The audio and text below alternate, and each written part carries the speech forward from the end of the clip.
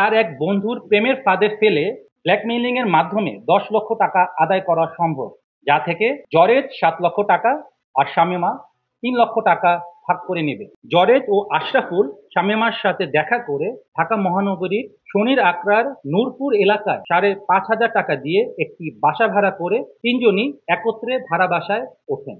Victim আশরাফুলের সহিত সে যেন অন্তরঙ্গ ভিডিও ধারণ করে এবং পূর্ব পরিকল্পনা অনুযায়ী সে ভিডিও দেখিয়ে যাতে তারা ১০ লক্ষ টাকা আমাদের আশরাফুল তার কাছ থেকে আদায় করতে পারে।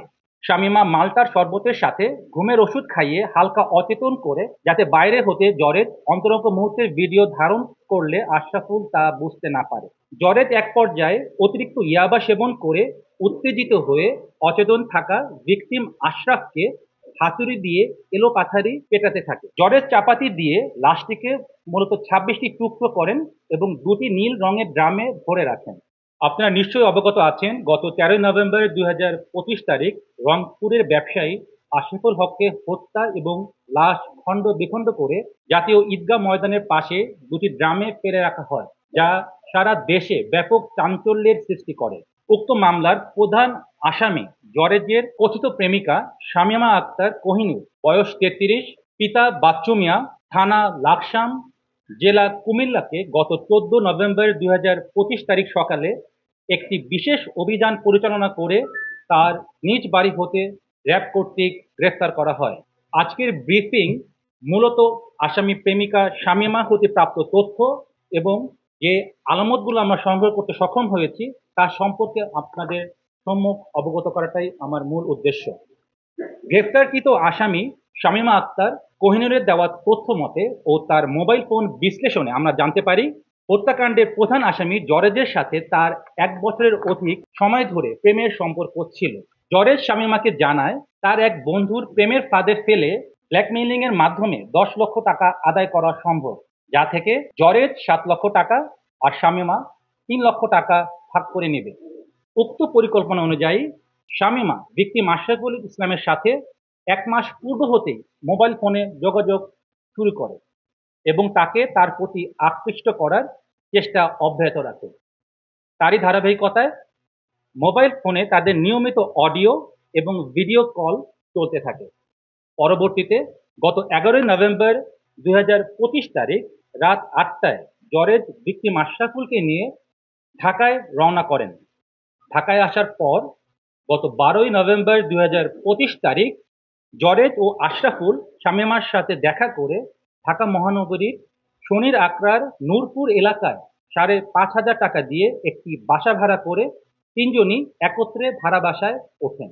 রংপুর হতে ঢাকায় আসার পূর্বেই জরেজ তার প্রেমিকা শামীমা আক্তার কোহিনূরকে ফোনে জানায় ভিকটিম আশরাফুলের সহিত সে যেন অন্তরঙ্গ ভিডিও ধারণ করে এবং পূর্ব পরিকল্পনা অনুযায়ী সে ভিডিও দেখিয়ে যাতে তারা ১০ লক্ষ টাকা আমাদের যে আশরাফুল তার কাছ থেকে আদায় করতে পারে।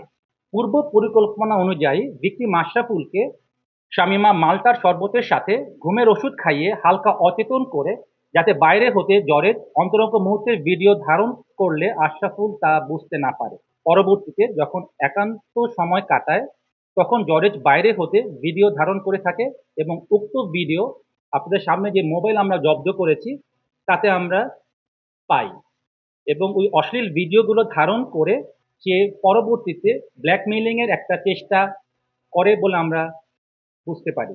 প্রিয় সাংবাদিকবৃন্দ, শামীমার দেওয়া তথ্য মতে ১২ নভেম্বর ২০২৫ তারিখ দুপুরে আশরাফুল যখন পুরোপুরি অচেতন হয়ে পড়ে তখন জরেজ আশরাফুলের হাত দড়ি দিয়ে বেঁধে ফেলে এবং মুখ কসটেপ দিয়ে আটকিয়ে দেয়। জরেজ এক পর্যায়ে অতিরিক্ত ইয়াবা সেবন করে উত্তেজিত হয়ে অচেতন থাকা ভিকটিম আশরাফকে হাতুড়ি দিয়ে এলোপাথারি পেটাতে থাকে।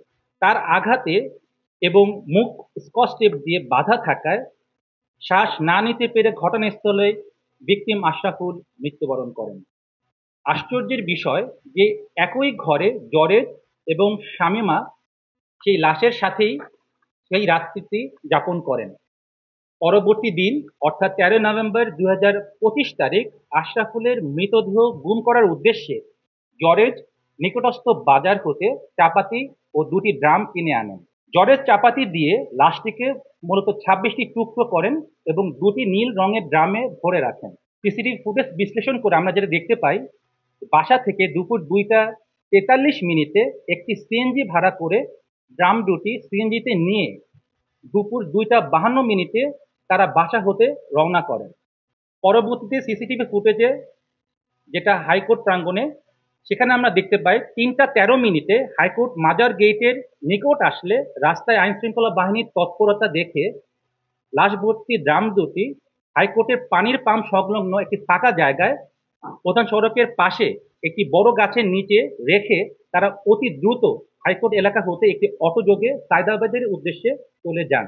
সায়দাবাদ যাওয়ার পর জরেজ শামীমাকে কুমিল্লায় চলে যাবার ব্যাপারে বলেন এবং নিজে সে রংপুর চলে যাবেন বলে শামীমাকে অবহিত করেন।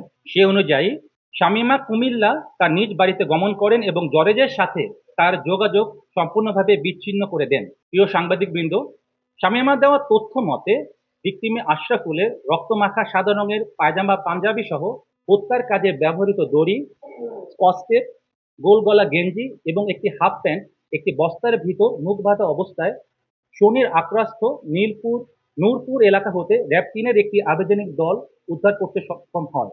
এছাড়াও তার মোবাইল যেগুলো আমরা পেয়েছি তার থেকেও আমরা বিভিন্ন আলামত, আমরা যে ভিডিওগুলি সে ধারণ করেছে এবং নগ্ন ভিডিও এবং ছবি, সেগুলো আমরা উদ্ধার করতে সক্ষম হয়েছি।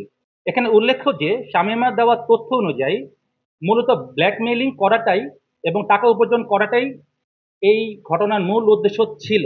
তবে জরেশ কর্তৃক নৃশংসভাবে হত্যাকাণ্ডের পিছনে কোনো পূর্ব শত্রুতা আছে কিনা কিংবা পরকীয়ার কোনো বিষয় রয়েছে কিনা তা মূল আসামি জরেজকে জিজ্ঞাসাবাদে বেরিয়ে আসবে বলে আমরা মনে করছি।